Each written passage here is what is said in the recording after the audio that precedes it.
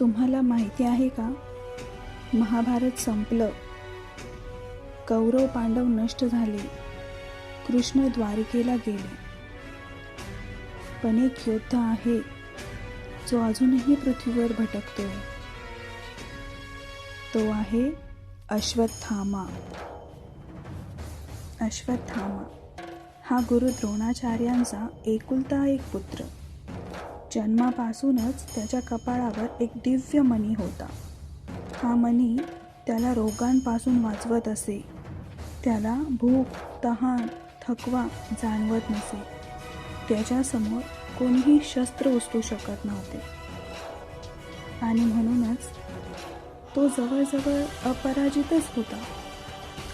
जेव्हा महाभारताचं युद्ध संपलं, कौरव पराभूत झाले, दुर्योधन मृत्यू पंथाला होता.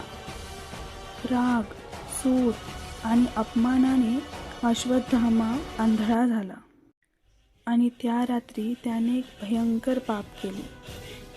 झोपलेल्या पांडव पुत्रांना, द्रौपदीच्या निरपराध मुलांना त्याने निर्दयीपणे ठार मारले. पांडव संतप्त झाले. अर्जुनाने त्याचा पाठलाग केला. भयभीत अश्वत्थामाने संपूर्ण सृष्टी नष्ट करणारं ब्रह्मास्त्र सोडलं. तेव्हा कृष्ण त्याला म्हणाले, हे अस्त्र परत घे. पण अश्वत्थामाला ते परत घेता येत नव्हतं. तेव्हा मात्र श्रीकृष्ण तो कोपले आणि ते म्हणाले, तू निरपराध बालकांचा वध केलास म्हणून तू मरणारही नाही आणि जगूही शकणार नाहीस. असं म्हणत कृष्णाने त्याच्या कपाळावरील दिव्यमणी काढून घेतला आणि त्याला शाप दिला की तू हजारो वर्ष भटकशील. तुझ्या जखमा कधीही भरून येणार नाहीत. वेदना, दुर्गंधी आणि एकटेपणा हेच तुझं जीवन असेल. कोणीही तुला आश्रय देणार नाही. हे अमरत्व नव्हतं, तर तो एक शाप होता.